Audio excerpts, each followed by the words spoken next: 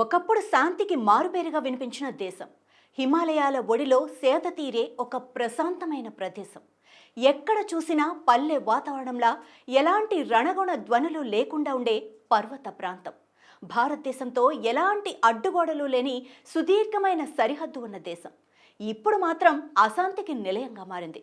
ఎప్పుడు ఏం జరుగుతుందో అన్న ఒక అలజడి అక్కడి ప్రజలకు నిద్ర లేకుండా చేస్తోంది. అదే నేపాల్. అసలు నేపాల్కి ఇలాంటి పరిస్థితి ఎందుకు వచ్చింది?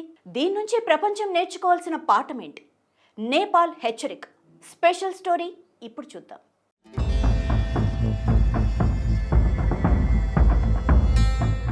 ఎప్పుడూ ప్రశాంతంగా ఉండే ఆ దేశం ఒక్కసారిగా ప్రపంచాన్ని ఉలిక్కిపడేలా చేసింది. యువత మొదలుపెట్టిన ఆందోళన కారుచిచ్చులా దేశాన్ని అగ్నిజ్వాలలోకి నెట్టేసింది. నేపాల్ తనకు తానుగా ఎవరితోనూ శత్రుత్వం పెట్టుకోలేదు, కానీ అత్యుత్తమ మిలిటరీ అవార్డులు పొందింది. ఒక రకంగా ఇప్పటి వరకు ఆ దేశానికి మిలిటరీ అవసరమే పడలేదని చెప్పాలి. కానీ 2 ప్రపంచ యుద్ధాల్లోనూ బ్రిటిష్ సైన్యంతోనూ భారత సైన్యంతోనూ పనిచేసిన అనుభవం ఉంది. విక్టోరియా క్రాస్ మెడల్ నుండి పరమవీర చక్ర వరకు అత్యుత్తమ అవార్డులు అందుకున్నారు.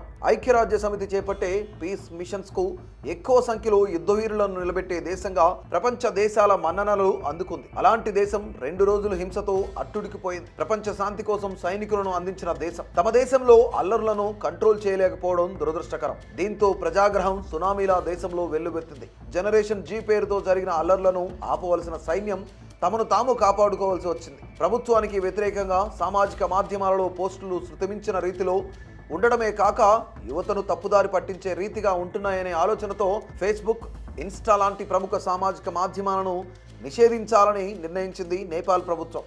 ఆ నిర్ణయమే ఈ అల్లర్లకు కారణం అవడం ఆందోళన కలిగిస్తున్న అంశం. మొన్న శ్రీలంక, నిన్న బంగ్లాదేశ్, ఈరోజు నేపాల్ 3 చోట్ల జరిగిన ఆందోళనకు ఆయుపట్టు సోషల్ మీడియా అనే చెప్పాలి. ఆయా దేశాల ఆందోళన వెనుక ఎవరి హస్తం ఉండి ఉంటుంది అనే విషయం ఎవరికి తోచిన రీతిలో వారు విశ్లేషిస్తున్నారు. కానీ ఇలా వీధుల్లోకి వచ్చిన యువత సామాజిక స్పృహతో వస్తే ప్రపంచ గతినే మార్చగలుగుతారు అనిపిస్తోంది. ఆందోళనలు చేసిన విధానం గమనిస్తే కొంత ఉన్మాదం కూడా ఉంది. బంగ్లాదేశ్లో ఆందోళన చేసిన యువత అప్పటి ప్రధానమంత్రి షేక్ హసీనా నివాసాన్ని ధ్వంసం చేస్తూ చేసిన వికృత చేష్టలను చూసినా ఎవరైనా తలదించుకుంటారు. నేపాల్లో రాజకీయ అనిశ్చితి ఉన్నమాట వాస్తవం. రాజరికం నుండి ప్రజాస్వామ్యం దిశగా ప్రజలను నడిపించిన కమ్యూనిస్టు పార్టీలు ఆ ప్రజల్ని సంతృప్తిపరచలేకపోయాయి. మావోయిస్టు పార్టీ నాయకుడు ప్రచండ పైన పెట్టుకున్న ఆశలు అడియాసలు అయ్యాయి. నేపాల్ కమ్యూనిస్టు పార్టీ ఆధ్వర్యంలోని సంకీర్ణ ప్రభుత్వం అడుగులు తడబడుతూనే ఉన్నాయి. రాజరికాన్ని వద్దనుకున్న ప్రజలు మరలా రాజరికాన్ని కోరుకునే దశకు వస్తున్నారు. ఇవన్నీ చూస్తుంటే ఏకపార్టీ నియంతృత్వం లేని దేశాలలో కమ్యూనిస్టులు పాలకులుగా విఫలమవుతున్నారని కొందరు విశ్లేషిస్తున్నారు.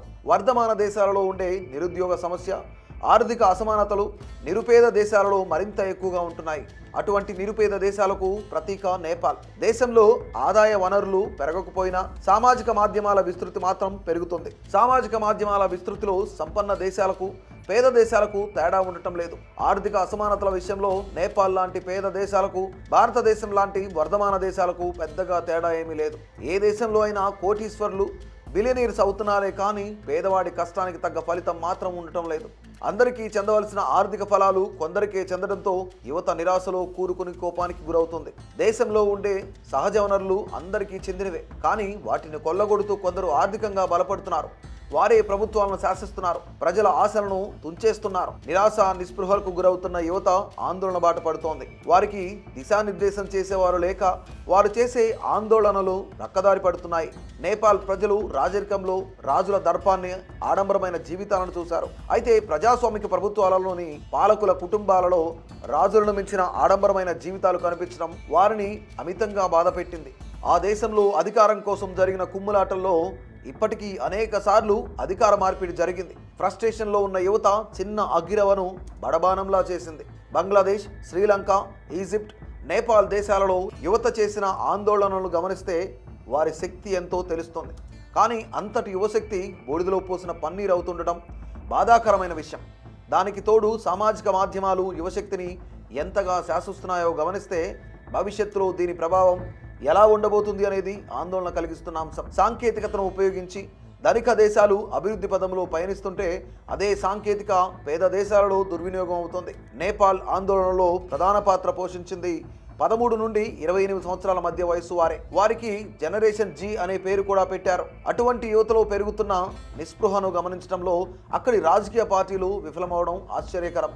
వారి భావాలను అర్థం చేసుకుని సరైన దారికి మళ్లించగలిగితే ఆందోళనలలో అరాచకం తలెత్తకుండా ఉండేది. ఈ రోజు నేపాల్లో జరిగిన ఆందోళనలు తాత్కాలికంగా విజయం సాధించి ఉండవచ్చు, కానీ అది శాశ్వత పరిష్కారం కాదు. అయితే ఈ పరిణామం ప్రపంచ దేశాలకు ఒక హెచ్చరికగా మాత్రం భావించాలి. పిల్లి కళ్ళు మూసుకొని పాలు తాగుతూ ఎవరికీ కనిపించడం లేదు అనుకుంటుంది. అవినీతి కూడా అలాంటిదే. ఎక్కడో అమెరికాలో కూర్చొని ఇండియాలో చేసే అవినీతి మారుమూల పల్లెల్లో ఉండే గ్రామీణులకు కూడా తెలిసిపోతుంది. ప్రపంచం ఇప్పుడు ఒక కుగ్రామం. ప్రపంచీకరణ ప్రజలకు అందించిన ఫలితాలలో అత్యంత ముఖ్యమైనది అందరికీ అన్నీ తెలియడమే.